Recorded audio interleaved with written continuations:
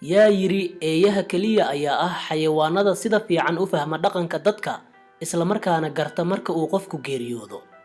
qiso la yaab leh ayay goobjoog u noqdeen dadka ku nool tuulo lagu magacaabo Sudda oo ku taala deegaanka Eb ee bartamaha dalka Yemen.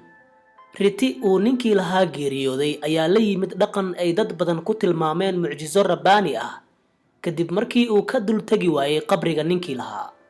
neefka geela ah ayaa laga dul kaxayn waayay qabriga lagu aasay Xaaji Cali Nacnac isagoo u muuqday inuu ku dul barooranayo.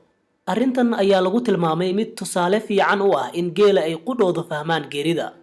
Xaaji Nacnac oo bulshada deegaanka oo dhan ay ku taqaanay jaceylka iyo naxariista uu u muujin jiray xayawaanada ayaa u geeriyooday xanuun caadi ah.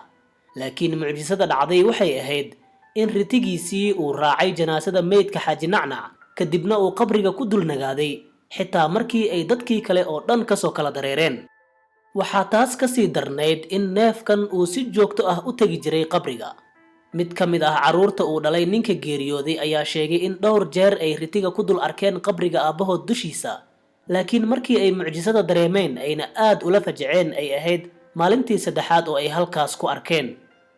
xaaskii uu ka dhintay Xaaji Nacnac ayaa sheegtay in wiilkeeda uu ritiga marar badan ku dul arkay qabriga, mar walba oo guriga dib loogu soo celiyana uu qabriga ku laaban jiray neefku. arrintaasna ay aad qalbigooda u taabatay. qabriga Xaaji Nacnac ayaa markii dambe soo jiitay guud ahaan dadkii deegaanka, waxayna sawirro ka qaadanayeen neefka geela ah ee qabriga laga dul kaxayn kari waayay. qof walba wuxuu qiray in xiriir wanaagsan oo saaxiibtinimo ah uu ka dhaxeeyay ritigan iyo ninka dhintay. haddaba qisadan waxay nagu dhiirigelinaysaa inaan u dhimrino xayawaanka aana la saaxiibno.